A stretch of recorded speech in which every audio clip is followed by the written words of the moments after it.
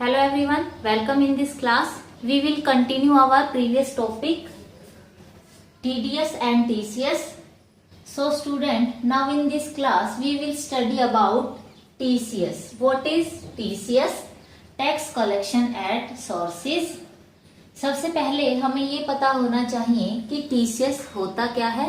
So students, जब भी कोई सेलर सेल करता है तो कुछ पर्टिकुलर ऐसी गुड्स हैं और सर्विसेज हैं जिसपे उसे टैक्स कलेक्ट करना होता है. उसकी ड्यूटी है कि वो उन कॉमोडिटी को सेल करते समय या उस सर्विसेज को रेंडर करते समय टैक्स कलेक्ट करे और वो टैक्स कलेक्ट करके गवर्नमेंट के अकाउंट में जमा करवाए. ये उसकी ड्यूटी है. इसी को टैक्स कलेक्शन एट सोर्स कहा जाता है.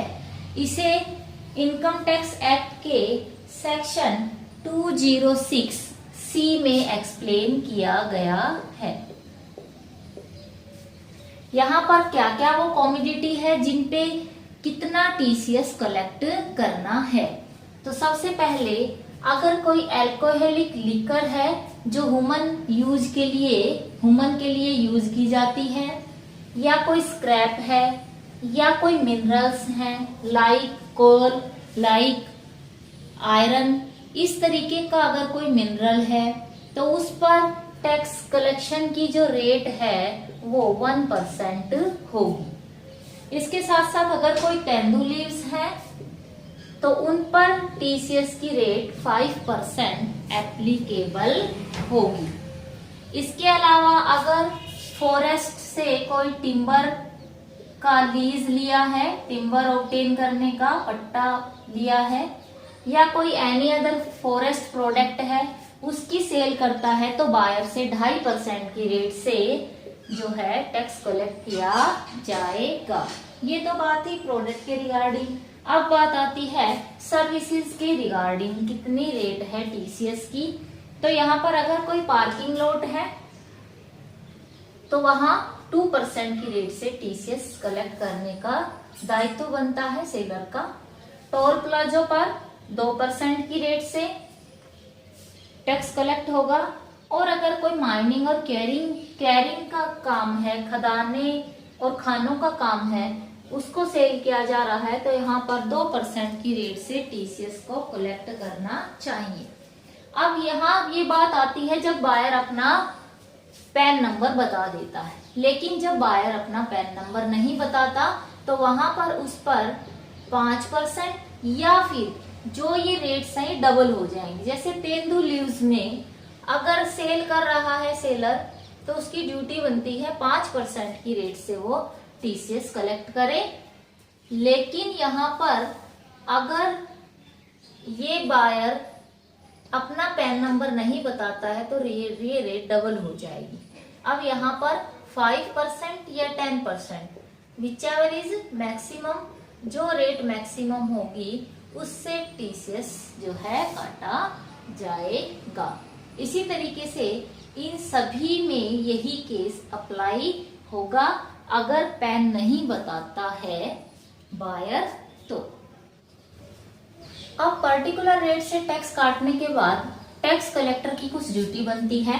क्या ड्यूटी बनती है कि वो उस टैक्स को गवर्नमेंट के अकाउंट में जमा करवाए. तो यहाँ पर देखा जाएगा कि वो टैक्स कलेक्टर अगर कोई गवर्नमेंट ऑफिस है या फिर कोई एनी अदर कलेक्टर है. अगर गवर्नमेंट ऑफिस है तो यहाँ पर देखा जाएगा कि इनकम टैक्स चालान के साथ काटा गया है, कलेक्ट किया गया है टैक्स, तो सेम डे को डिपॉजिट करवाना चाहिए. लेकिन अगर गवर्नमेंट ऑफिस ने इनकम टैक्स चालान के बिना टीसीएस काटा है तो जिस महीने काटा है उस महीने के समाप्त होने के 7 दिन के अंदर जमा करवा सकता है गवर्नमेंट के अकाउंट में. इसके बाद अदर कलेक्टर के केस में जो है जिस महीने काटा है उसके 7 दिन के अंदर, उस महीने के एंड के 7 दिन के अंदर जमा करवाना होता है. अब जो टैक्स कलेक्टर होता है उसे ये टैक्स क्वार्टरली जो है जमा करवाना होता है और उसकी एक स्टेटमेंट भी फर्निश करनी होती है director general of income tax को। तो कब करेगा वो स्टेटमेंट फर्निश, क्या है उसकी ड्यू डेट?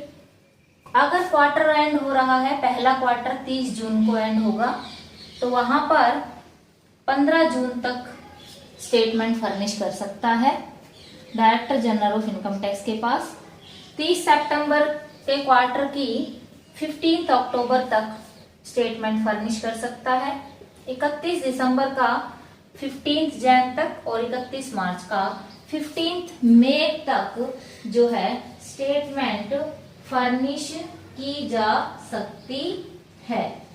अब यहाँ पर बात आती है कि जो टैक्स कलेक्टर है वो अगर टैक्स कलेक्ट नहीं करता है, तो टैक्स कलेक्ट नहीं करेगा तो यहाँ उस पर जितना टैक्स कलेक्ट उसे करना चाहिए था उसका विद इंटरेस्ट 1% पर मंथ के हिसाब से इंटरेस्ट लेगा इनकम टैक्स डिपार्टमेंट।